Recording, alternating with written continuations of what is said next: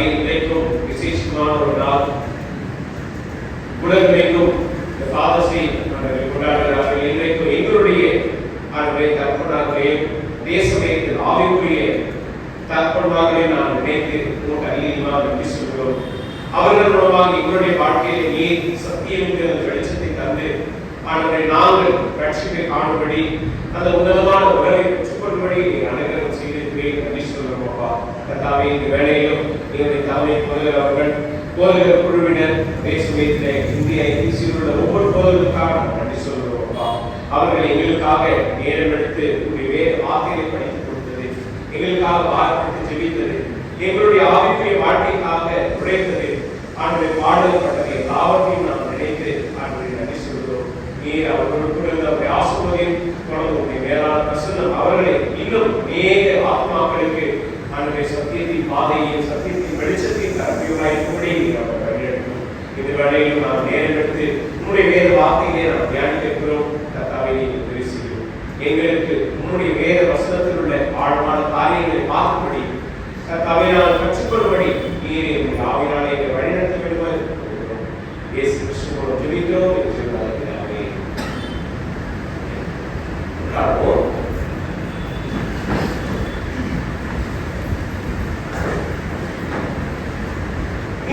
என்னோட கூட நீதிமொழிகள் 14ஆம் அதிகாரத்துக்கு நீதிமொழிகள் 14.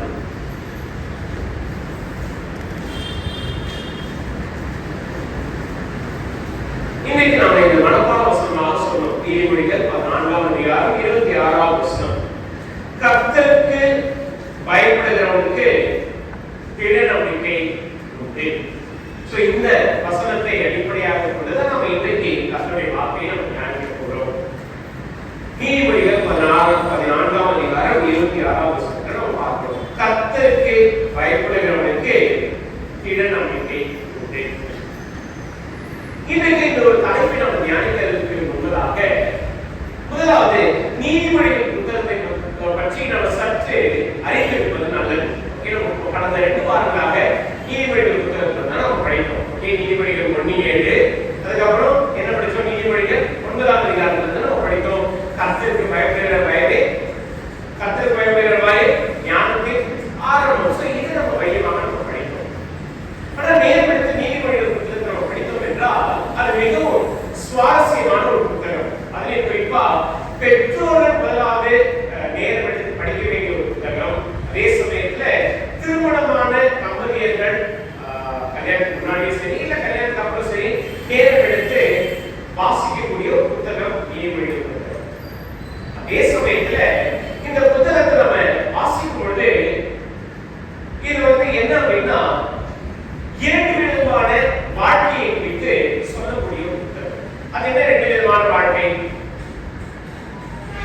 நல்லவர்கள் எப்படி இருப்பார்கள், தீயவர்கள் எப்படி இருப்பார்கள், நீதிமான் எப்படி இருப்பான், துன்மார்க்கன் எப்படி இருப்பான், புத்திசாலி எப்படி இருப்பான், புத்தி இல்லாதவன் எப்படி இருப்பான், ஞானவான் எப்படி இருப்பான், முட்டாள் உள்ள மனிதன் எப்படி இருப்பான். சோ இவர்கள் இருவருடைய வாழ்க்கையை ஒப்பிட்டு நமக்கு ஏற்ற ஆலோசனைகளையும் அறிவுரைகளையும் கொடுக்கக்கூடிய ஒரு புத்தகம். உதாரணத்துக்கு நம்ம இன்றைக்கு நீதிமொழிகள் 14ஆம் அதிகாரத்தை நம்ம படிக்கிறோம். பாருங்க, இந்த ஒரு அதிகாரத்துக்கு எவ்வளவு கான்ட்ராஸ்ட் இருக்கு பாருங்க. முதல் வசனத்துல நம்ம அப்படியே ஃபுல்லா இந்த ஒரு அதிகாரத்தை நம்ம கோத்ரூ பண்ணலாம். ஓகே, முதல் வசனம் புத்தியுள்ள ஸ்திரீ புத்தி இல்லாத ஸ்திரியோ. இரண்டாவது வசனம் நிதானமாய் நடக்கிறவன், அடுத்தது தன் வழிகளில் தாறுமாறானவன் எவனோ. மூன்றாவது வசனம் மூடன், அதிலே பாத்தீங்கன்னா ஞானவான். அடுத்தது 5வது வசனம் மெய் சாட்சிக்காரன் பொய் சாட்சிக்காரனோ. அடுத்தது 6வது வசனத்துல பரியாசக்காரன் புத்தியுள்ளவனுக்கோ. 7வது வசனம் மூடன், அப்புறம் அறிவு. 9வது வசனம் மூடன் பாவத்தை குறித்து பரியாசம் பண்ணுகிறார்கள், நீதிமான்களுக்குள்ளே தயை உண்டு. சோ இந்த அதிகாரம் முழுக்க பாத்தீங்கன்னா கான்ட்ராஸ்டா இருக்கும். புத்தி உள்ளவன் புத்தி இல்லாதவன் இப்படிப்பட்ட காரியங்களையே இந்த ஒரு அதிகாரம் விவரித்து சொல்லுகிறது. அதிலும் நாம இதை படிக்கும் பொழுது நீதிமொழிகள்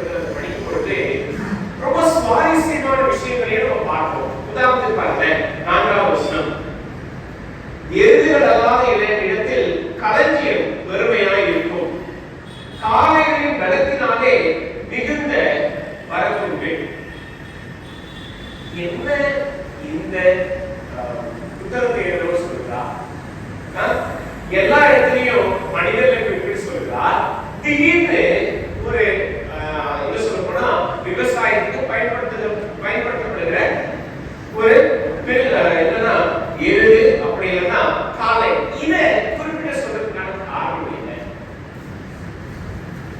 இந்த அடிப்படையில் பார்க்கும் பொழுது இந்த இந்த நீதிபதிகள் 14ஆம் அதிகாரத்தை எழுதினவங்க மூடனுக்கும் புத்தியுள்ள மனிதனையும் இவ்வளவாக ஒப்பிட்டு அவர் என்ன பண்றாங்கன்னா விவரித்து சொல்கிறார்.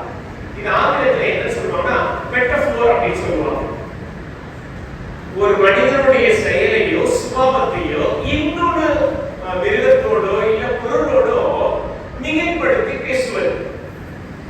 இது நீதிமொழிகள் புத்தகத்துல அநேக இடங்கள்ல இருக்கும்.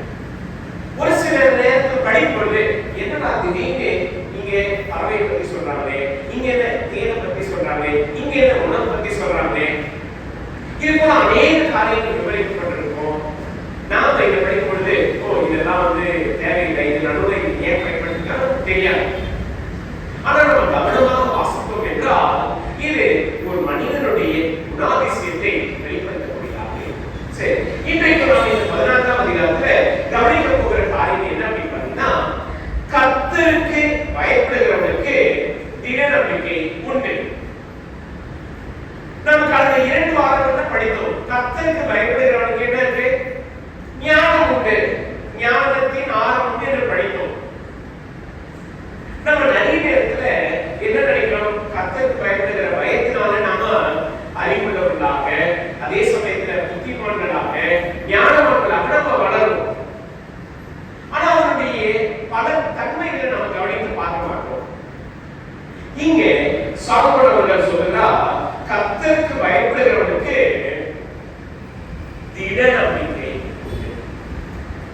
சரி, இந்த திட நம்பிக்கை என்று சொல்லும் பொழுது எதை முன்வைத்து சொல்கிறார், எதை குறிப்பிட்டு சொல்கிறார்? ஓகே, நம்பிக்கை என்று சொல்லும் பொழுது நாம வாழ்க்கையினுடைய எல்லா காலகட்டத்திலையும் சூழ்நிலையிலையும் நாம உறுதியான நம்பிக்கையோடு, அது மாத்திரமல்ல இன்னும் பலவிதமான செயல்பாடுகளை நம்ம முன்னேற்றோம் அப்படின்ற நிச்சயத்தோடு நம்ம இருக்கோம். உதாரணத்துக்கு என்ன சொல்றது, அப்ப நான் சொன்னது ஓகே நான் படிக்க முடியாது, ஆனாலும் என்னுடைய கணவர் என்ன பண்ணாரு, ஊக்குவித்தார். நமக்கு இப்பதான் தெரியும் தினேஷ் பயங்கரமான ஒரு என்கரேஜர். நீங்க உங்களுக்கு ஒரே சோர்வு இல்ல கலைப்பு அப்படின்னா தயவுசெய்து கான்டாக்ட் மிஸ்டர் தினேஷ் குமார். அவர் உங்களை எப்படினாலும் ஊக்குவிப்பார். அவர் எப்படி ஊக்குவிப்பார்ன்றது நமக்கு தெரியாது. சோ எல்லா விதத்திலும் நமக்கு நம்பிக்கை தேவை, நிச்சயமா தேவை. நான் இந்த வாரம் உண்மையிலேயே அநேக வேலைகள் காரியங்கள், ஆனா எனக்கு இருக்கக்கூடிய ஒரு பெரிய ஒரு நம்பிக்கை, நான் என் வைஃப் நான் டெக்ஸ்ட் பண்ணேன், என் பையனுடைய போட்டோ போட்டு he is our motivation. ஏன்னா அவனும் ஒர்க் பண்ணிட்டு இருந்தா, நானும் நிறைய வேலை பார்க்கும், 2 பேரும் பேக்ரவுண்ட் ஆயிடுச்சு. எங்களுக்குள்ள ஒரு பெரிய ஒரு மோட்டிவேஷன் என்ன அப்படின்னா, என் பையனுடைய போட்டோ பார்த்தோம், ஓகே அவனுடைய மைண்ட், அப்புறம் அவனுடைய சேட்டை, அதுக்கப்புறம் அவனுடைய பேச்சு, இதெல்லாம் எங்களுக்குள்ள ஒரு எனர்ஜியும் தூண்டுதலை எங்களுக்கு கொடுக்குது. நம்ம எல்லோருக்குமே ஒவ்வொரு விதமான சூழ்நிலையில நாம நம்பிக்கையோ இல்ல ஒரு புத்துணர்ச்சியோ பெற்றுக்கொள்கிறோம். இங்கே சாலமோன் அவர்கள் சொல்லும் பொழுது கர்த்தருக்கு பயப்படுகிறவனுக்கு என்ன இருக்குன்னா திட நம்பிக்கை. சரி, இது குறித்து நம்ம படிக்கிறதுக்கு முன்பதாக கர்த்தருக்கு பயப்படாதவர்கள் எப்படிப்பட்டவர்களா இருக்கிறார்கள் வாசிக்கிறவர்களை 14ஆம் அதிகாரம் முழுக்க அதனால் கர்த்தருக்கு பயப்படாதவர்கள் என்ன செய்கிறார்கள் பாருங்க. 16ஆம் வசனத்துல நம்ம வாசிக்கிறோம், ஞானம் உள்ளவன் பயந்து தீமைக்கு விலகுகிறான். கர்த்தருக்கு பயப்படுகிற ஒரு மனிதன், நாம என்ன சொன்னோம், அவன் ஞானம் உள்ளவன், ஞானத்தை வளருவான் என்று. அந்த வளர்ந்த மனிதன் என்ன செய்வான், தீமைக்கு விலகி இருப்பான். என்ன தீமைக்கு பாருங்க, இங்க வாசிக்க 2ஆம் வசனத்துல இருந்து, தாறுமாறானவனோ அவரை அலட்சியம் பண்ணுகிறான். முதல் காரியம், கர்த்தருக்கு பயப்படாதவர்கள் என்ன செய்வார்கள், கர்த்தரை அலட்சியம். அதுவும் தாறுமாறானவன்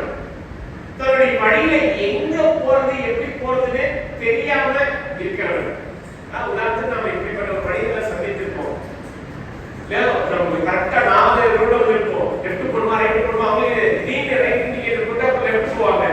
அப்புறம் லெஃப்ட் இண்டிகேட்டர் அப்புறம் ஸ்ட்ரைட்டா போவாங்க. என்னடா எங்கதான் நீங்க வண்டி ஓட்டுறீங்க அப்படின்றது மட்டும் ஒரு பெரிய ஒரு கேள்வி. தாறுமாறாக தடுமாறுகிறவர்கள் அவங்களுடைய நிலை என்ன பார்த்தீங்கன்னா அலட்சியப்படுவார்கள். ஒன்று. இரண்டாவது பாருங்க, மூன்றாவது வசனத்தை வாசிக்கிறோம். மூடன் வாயிலே அவன் அகந்தைக்கேற்ற விழான் உண்டு. அகந்தை நடைபெறும். கர்த்தருக்கு பயப்படாதவர்கள் எப்பொழுதும் பெருமை பாராட்டுவார்கள். தங்களை குறித்து மேன்மையாக மகத்துவமாக பேசுவார்கள். அவங்களுக்கு தெரிந்தது எல்லாமே தன்னை தவிர்த்து மற்றவர்கள் எல்லோருமே அவருடைய பார்வையில் யாருன்னா சிறியவர்கள். என்ன சொல்லுவாங்க? பூனை கண்ணு முடிச்சுன்னா அந்த இடம்தான். நான் ஏறி நின்று பார்த்தனா நீங்க எல்லாம் சின்னவங்க தான், நான் தான் பெரியா. இது கர்த்தருக்கு பயப்படாதவருடைய சிந்தனையும் எண்ணமாக. அடுத்தது பாருங்க, 5வது வசனம்.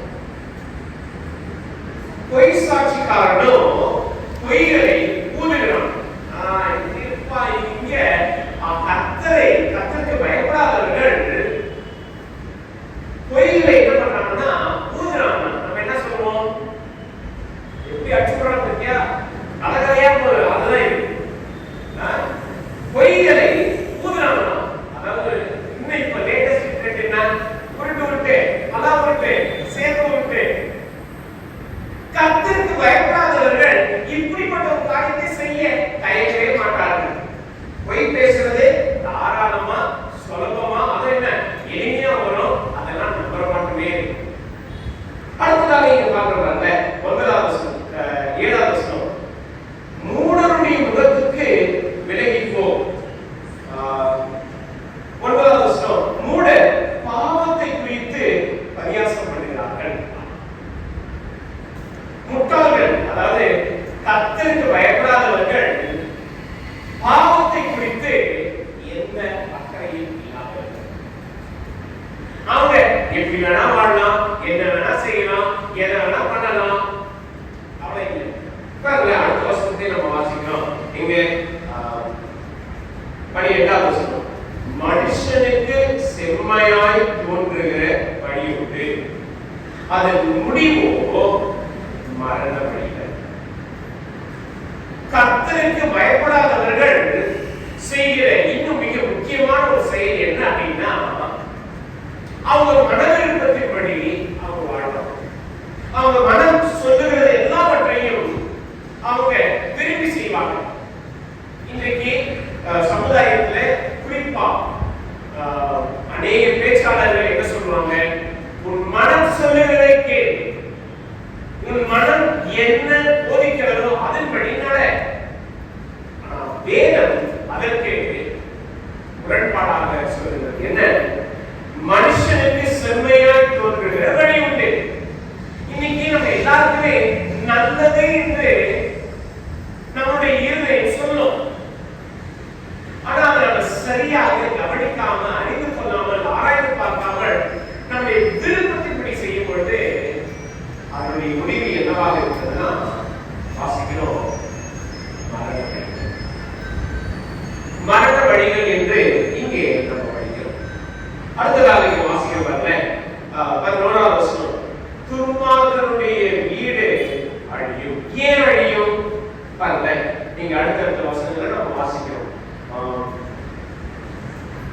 22வது வசனம். தீமையை யோசிக்கிறவர்கள். இந்த துன்மார்க்கர் என்பவர்கள் தீமையை நித்தமும் யோசிக்கிறவர்கள். அவங்களுடைய எண்ணம், யோசனை, சிந்தனை, செயல்பாடு எல்லாமே தீமை செய்யலாம். யாரை எப்படி கேட்கலாம், யாரை எப்படி நிந்திக்கலாம், யாருக்கு எப்படிப்பட்ட கஷ்டத்தை கொண்டு வரலாம், இதுதான் அவங்களுடைய நித்தமும் எண்ணமும் யோசனையுமாக இருக்கிறது. அடுத்தது இங்கே வாசிக்க பாருங்க, 32வது வசனம். துன்மார்க்கன் தன் தீமையிலேயே வாரிப்படுத்துவான். சோ துன்மார்க்கனும் தீமை செய்கிற செயல்களும் இணைந்தே இருக்கிறது. சோ இவைகள் எல்லாவற்றையும் பார்க்கும் பொழுது கர்த்தருக்கு பயப்படாதவர்கள் எப்படி எப்படிப்பட்ட ஒரு வாழ்க்கையை வாழ்கிறார்கள் என்பதை நம்ம பார்க்கிறோம். கர்த்தருக்கு பயப்படாதவர்கள் எப்படி கர்த்தரையே பரியாசம் பண்ணுகிறார்கள், அது மாத்திரமல்ல தீமையை விரும்புகிறார்கள், தீமையை பின்பற்றுகிறார்கள். அவங்களுடைய எண்ணங்கள், யோசனைகள் எல்லாமே இங்கே கர்த்தருக்கு பயப்படுகிறவர்களுக்கு என்ன நன்மைகள், ஆசீர்வாதங்கள், அதை வாசிக்கிறார்கள். 4 முக்கியமான ஆசீர்வாதங்களை நம்ம பார்க்கிறோம். 26வது வசனம். இந்த 26, 27 4 முக்கியமான ஆசீர்வாதங்களை நாம் இங்கே பார்க்கிறோம். முதல் காரியம், கர்த்தருக்கு பயப்படுகிறவனுக்கு திட நம்பிக்கை உண்டு. 1. இரண்டாவது, அவன் பிள்ளைகளுக்கு அடைக்கலம் கிடைக்கும். இது 2வது. 3வது, கர்த்தருக்கு பயப்படுதல் ஜீவ உண்டு. 4வது, கடைசியாக, அதனால் மரண கண்ணிகளுக்கு தப்பலாம். இந்த 4 ஆசீர்வாதத்தையும் இந்த நீதிமொழிகளை எழுதின சாலமோன் அவர்கள் குறிப்பிட்டு சொல்கிறார். இந்த 4ஐயும் நாம் இப்ப நேரம் எடுத்து ஆழமாக படிக்கிறோம். 1, கர்த்தருக்கு பயப்படுகிறவனுக்கு திட நம்பிக்கை உண்டு. நம்ம வாழ்க்கையினுடைய சூழ்நிலையில பலவிதமான வேலைகள்ல நம்ம சூழ்ந்து தளர்ந்து கலைந்து போயிருக்கோம். கர்த்தர் அவர் நம்முடைய வாழ்க்கையில நாம் அவருக்கு பயந்து நடக்கும் பொழுது நமக்கு திட நம்பிக்கையை தருகிறார். ஆங்கிலத்தில் நல்ல ஒரு வார்த்தை ஸ்ட்ராங் கான்ஃபிடன்ஸ். கான்ஃபிடன்ஸ் என்றாலே உறுதி என்று அர்த்தம்.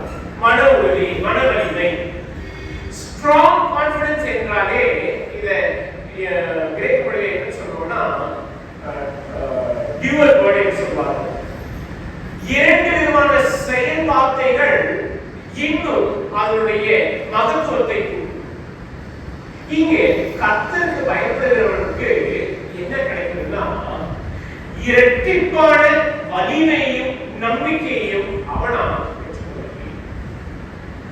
நம்ம வாழ்க்கையினுடைய போராட்டங்கள்ல சோர்ந்து போய் கலந்து போகணும். நாம எப்படி அப்ப இரட்டிப்பான பலத்தையும் நம்பிக்கையும் காண முடியும்? இங்கதான் நம்ம கவனித்து பார்க்க வேண்டியது. நம்ம நினைப்போம் நம்ம கஷ்டத்துல யாருமே இல்லை, நம்மை கேட்க, நம்மை ஆற்ற, நம்மை ஊக்குவிக்க, நம்மை எல்லா விதத்திலும் பலப்படுத்த யாருமே இல்லை. ஆனா இங்கே சாலமோன் அவர்கள் அறிந்து கொண்டது என்ன அப்படின்னு பார்த்தீங்கன்னா கர்த்தருடைய அந்த திட நம்பிக்கை, ஸ்ட்ராங் கான்ஃபிடன்ஸ். இந்த நம்பிக்கை கர்த்தர் அவருடைய பிரசன்னத்தினாலே கடந்த வாரம் ஜெபக்கூட்டத்தில் நாம் நேரடி படித்தோம். யோசுவா அவர்களுடைய வாழ்க்கையை குறித்து, குறிப்பா கர்த்தருடைய தூதரானவர் என்று சொல்லப்போனா கர்த்தருடைய சேனையின் அதிபதி யோசுவாவுக்கு தரிசனமானார். ஏன் தரிசனமானோம்? எதுக்காக? அதனுடைய பின்னணியை படிக்கும்போது அவருடைய பிரசன்னத்தினால் யோசுவாவை தேவன் பலப்படுத்தினார், ஊக்குவித்தார். என்ன சொல்ல போனா இந்த வார்த்தை திட நம்பிக்கையே. கர்த்தருடைய பிரசன்னம் அப்படிப்பட்ட ஒரு திட நம்பிக்கையை கொடுக்கக்கூடிய நாம நம்முடைய வாழ்க்கையின் சூழ்நிலையில, நம்முடைய வாழ்க்கையினுடைய போராட்டத்துல கர்த்தருக்கு பயந்து நடக்கும் பொழுது நாம பலவிதமான பிரச்சனைகளையும் எதிர்ப்புகளையும் போராட்டங்களையும் பாடலையும் சந்திக்கும் பொழுது சோர்ந்து போக வேண்டிய அவசியம் இல்லை. திட நம்பிக்கை என்னோட கூட சங்கீதம் 11. இங்க சங்கீதக்காரனாகிய தாவீது இந்த ஒரு காரியத்தை வலியுறுத்துகிறார்.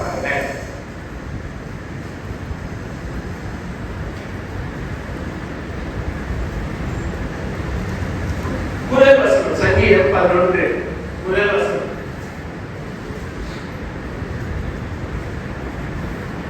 தாவீது சொல்கிறார், நான் கர்த்தரை நம்பி இருக்கிறேன், பின்னே ஏன் நீங்கள் என் ஆத்துமாவை நோக்கி பட்சியை போல மலைக்கு பறந்து போ என்று சொல்லுகிறீர்கள்?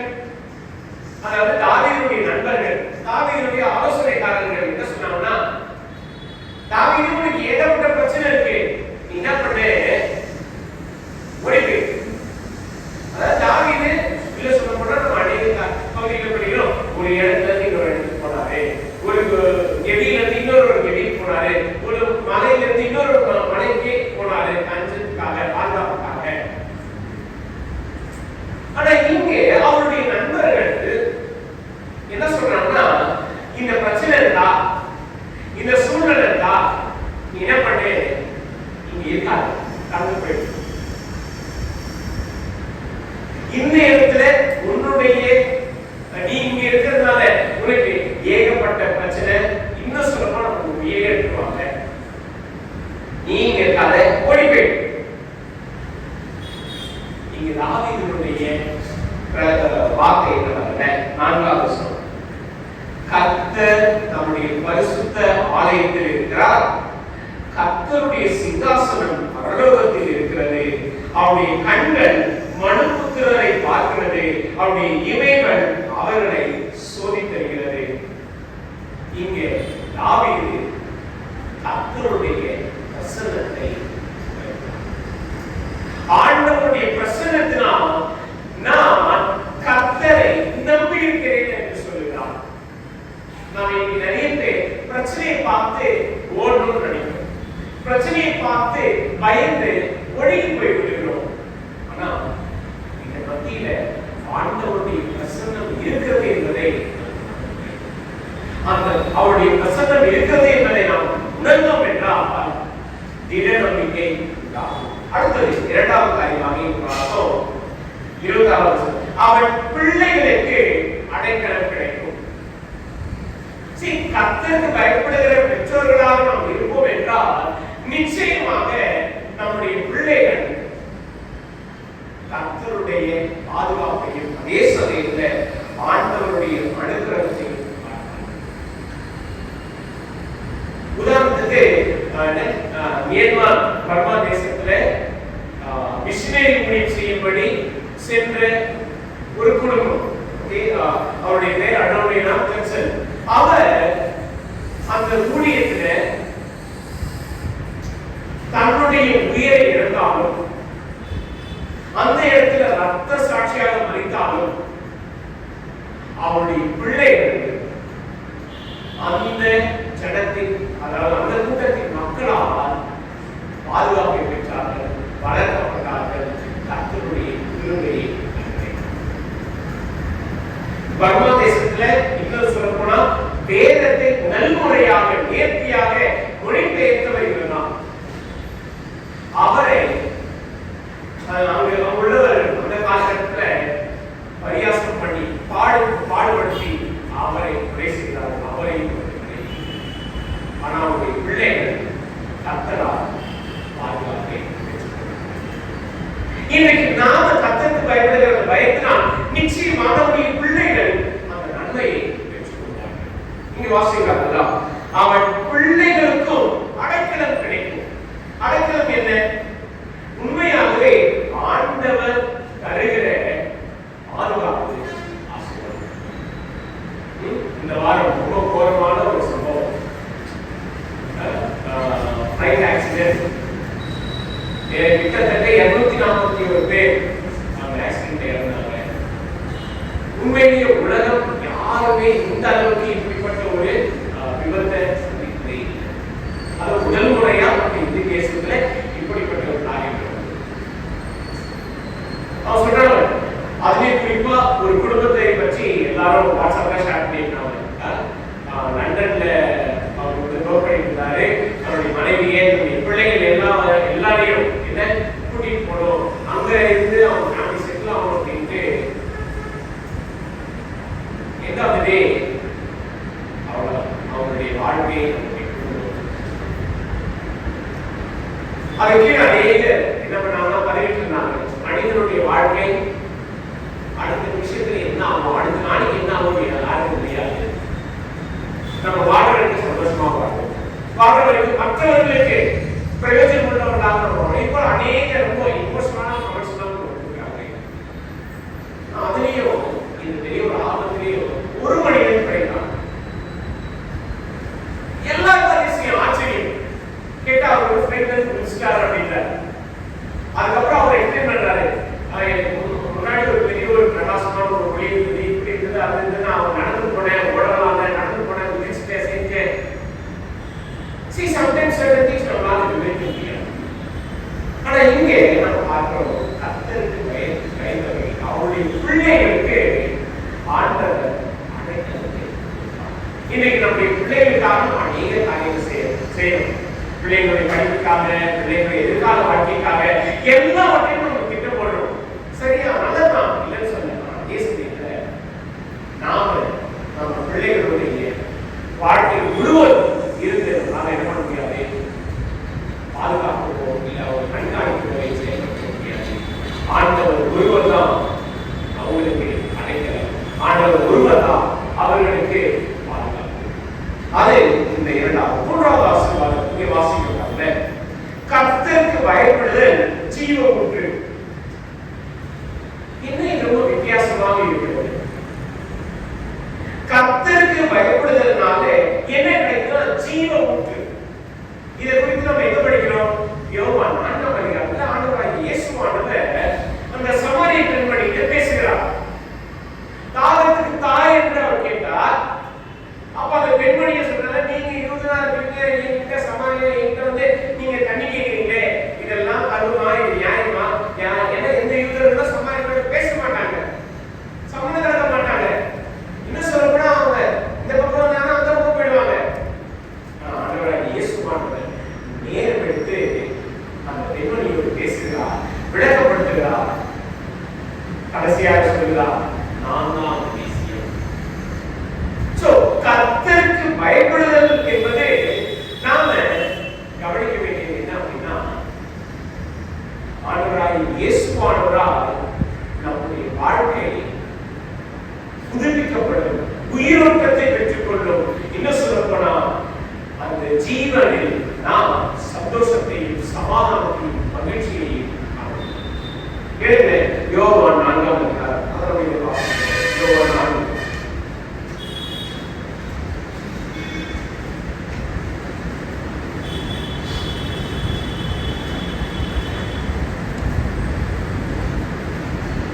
அது 4ஆம் வசனம்.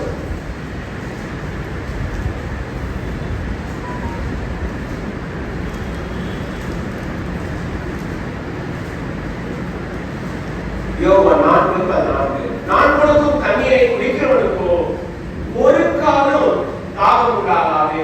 நான் அவனுக்கு கொடுக்கிற தண்ணீர் அவனுக்குள்ளே நித்திய ஜீவ காலமாய் ஊறுகிற நீரூற்றாய் இருக்கும். இங்கே ஆண்டவராகிய இயேசுவானவர் சொன்ன வார்த்தைகள் அதே தந்தையே இங்க 27ஆம் வசனம் நீதிமொழிகள் 14ஆம் அதிகாரம் படிக்கிறோம். கர்த்தருக்கு பயப்படுதல். கர்த்தருக்கு பயப்படுகிற பயம், கர்த்தருக்கு பயந்த ஒரு மனிதனுடைய வாழ்க்கையில இந்த ஜீவ ஊற்று அவனை என்னாலும் உயிர்ப்பித்துக் கொண்டே இருக்கும். அவனுடைய வாழ்க்கையில் உள்ள தாகத்தை எல்லாவற்றையும் கேட்கும். அவனுக்கு உயிரோட்டமான ஒரு வாழ்க்கையை. 4ஆவது ஆசீர்வாதமாக கடைசியாக நம்ம பார்க்கிறோம். அதனால் மரண கண்ணிகளுக்கு இன்றைக்கும் இந்த உலகம் நம்மை மரணத்துக்கு ஏதுவான அந்த பாதையை தான் அடைக்கிறது. இன்றைக்கு நம்ம சமுதாயத்தை சற்று கவனமாக நம்ம ஆராய்ந்து பார்த்தோம் என்றால் சிறு பிள்ளைகள் சொல்வதை விட இளம் வாலிபர்கள் இவர்களுடைய வாழ்க்கையை கவனிக்கிறாங்க. இளம் வயதிலேயே என்ன பண்றாங்க? கொலை செய்கிறாங்க. இளம் வயதிலேயே தவறான கெட்ட பழக்கங்களுக்கு அடிமைகளாகிறாங்க. பார்த்தீங்களா, நீங்க பெங்களூர்ல பாத்தீங்கன்னா ஒரு பள்ளியில் நடந்த ஒரு சம்பவம். 10ஆம் வகுப்பு மாணவன் 8ஆம் வகுப்பு மாணவன் காம்பஸ் வச்சு குத்தி என்ன பண்ணிருக்கான்?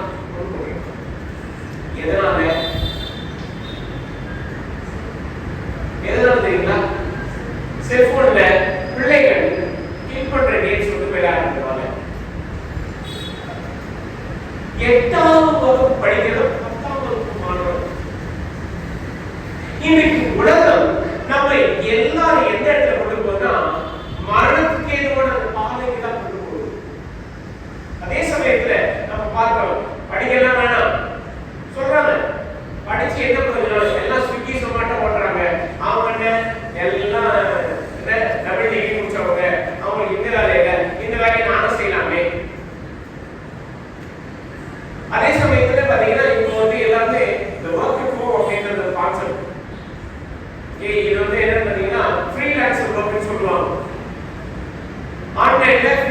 இத இத நீங்க இந்த ஜாப் நீங்க பண்ணி கொடுங்க, இல்ல இந்த சேல்ஸ் பண்ணுங்க, எங்களுக்காக இது மார்க்கெட்டிங் பண்ணுங்க, இத நீங்க வந்து ப்ரோமோட் பண்ணுங்க. கடைசியில இதுல லட்சக்கணக்கான பணத்தை இன்னைக்கு உலகம் நம்ம எல்லா விதத்திலும் இருக்கிறது அவருடைய வசதிப்பான அவருடைய நேர்த்தியான காரியங்களை கொண்டு. கர்த்தருக்கு பயப்படுகிற மனுஷன் இந்த உலகம் காண்பிக்கிற எல்லா விதமான கண்ணியிலிருந்து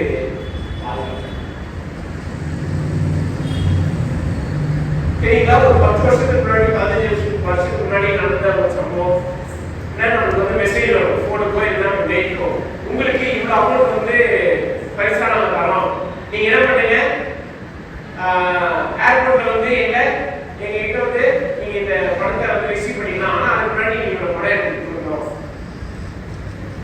ஆமா, போன் பண்ணி சொல்லுவாங்க, உங்களுக்கு இந்த இதுல வந்து உங்களுக்கு இந்த ஆஃபர் கிடைச்சிருக்கு, நீங்க இந்த பே பண்ணீங்கன்னா நான் உங்களுக்கு ரிலீஸ் பண்ணுவோம். எத்தனை பேர் இருந்தா இப்படிப்பட்ட இந்த தவறான இதுல வந்து மாட்டிக்கிட்டு சிக்கிக்கிட்டு பழக்கம்.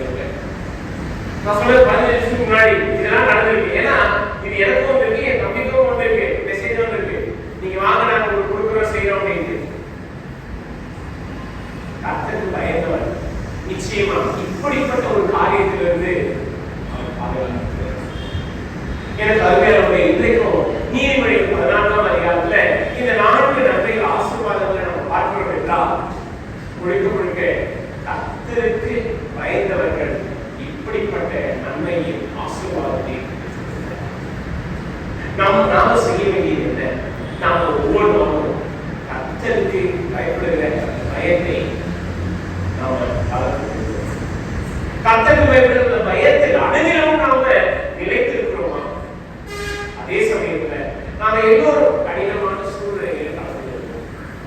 அது மத்தியில நிச்சயமா கர்த்தருடைய பிரசன்னத்தினால் நில நம்பிக்கையை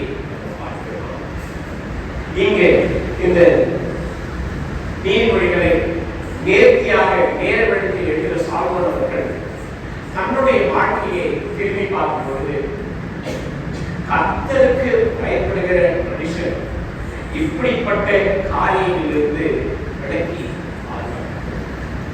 ஆனால் எந்த ஒரு மனிதன் கர்த்தருக்கு பயப்படாமல் வழி தவறி போகிறானோ அவன் இந்த ஆசீர்வாதங்களை உடல்ல சாலமோனுடைய வாழ்க்கையை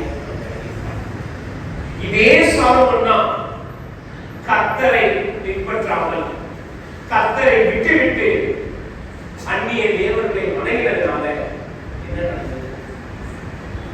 இந்த 4 ஆசீர்வாதங்களையும்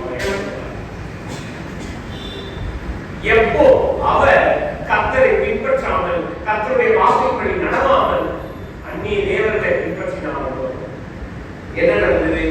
என்ன நம்பிக்கை இல்லை. எதிரிகள் எதிர்த்து சண்டை போட வருவாங்க. சாலமோனால என்ன பண்ண முடியல? நம்பிக்கை. அடுத்தது 2வது பார்ப்போம். அவன் பிள்ளைகளுக்கு அடைக்கலம் கிடைக்கும். சாலமோன் வாழ்ந்த வாழ்க்கை ஆரம்ப வாழ்க்கை தொடக்க வாழ்க்கை ரொம்ப நேர்த்தியானது. சுற்றி இருக்கிற எல்லா ஜனங்களும் பார்த்தாங்க சாலமோனை போல ஒரு ஞானவான், சாலமோனை போல ஆசீர்வதிக்கப்பட்ட வேற யாரும் இல்லை. சாலமோனுக்கு பிற்பாடு அவருடைய பிள்ளை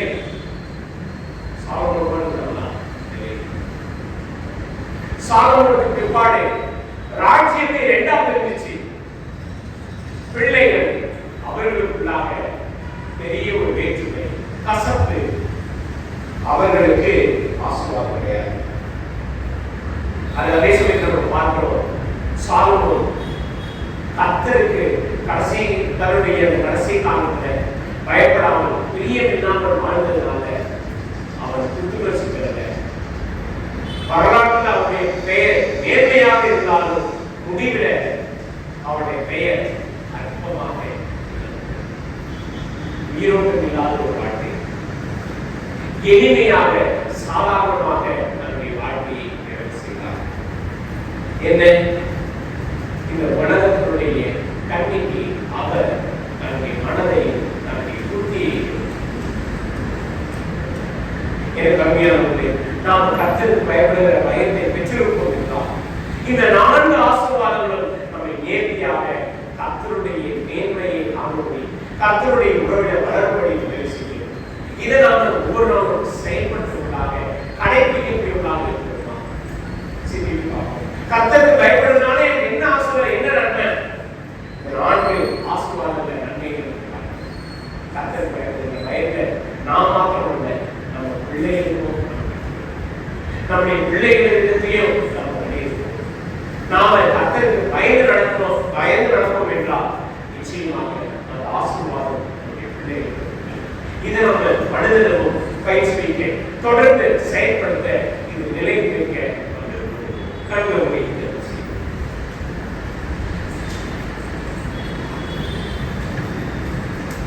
இந்த கிருபைகளெல்லாம் இறக்கொண்டே நன்றி சொல்லுவோம். இன்றைக்கு நீ உன்னுடைய வாக்கையை எங்களுக்கு கொடுத்ததற்காக கேட்பா. நாங்கள் இந்த நீதிமொழியின் புத்தகத்திலே கர்த்தருக்கு பயப்படுகிற பயத்தை குறித்து அதனால் வரக்கூடிய ஆசீர்வாதங்களை குறித்து படித்தோம். ஆனால் நாங்கள் எதை தெரிந்தெடுக்க போகிறோம் என்பதை கவனித்து நிதானித்து ஆண்டவரே இதோ உமக்கு பயப்படுகிற அந்த பயத்தை தேர்வு செய்ய நீரே எங்களுடைய மனதில் பேசும். தொடர்ந்து ஆண்டவரே நாங்கள் எங்களுடைய வாழ்க்கையிலே அனுதினமும் அந்த ஜீவ தண்ணீர் உள்ள ஊற்றுகிற அந்த வாழ்க்கையை வெளிப்படுத்தும்படி எங்களுடைய பிள்ளைகள் ஆசீர்வாதத்தை காணும்படி கர்த்தரை நாங்கள் மிகுந்த கவனத்தோடு ஜாக்கிரதையோடு கர்த்தருக்கு பிரியமாகவும் கர்த்தருக்கு பயப்படும்படி என்னாலும் கவனத்தோடு வாழ நீரே தொடர்ந்து நீ வழிநடத்தும் ஆசீர்வதி. இயேசு கிறிஸ்துவின் ஜெபத்திலோ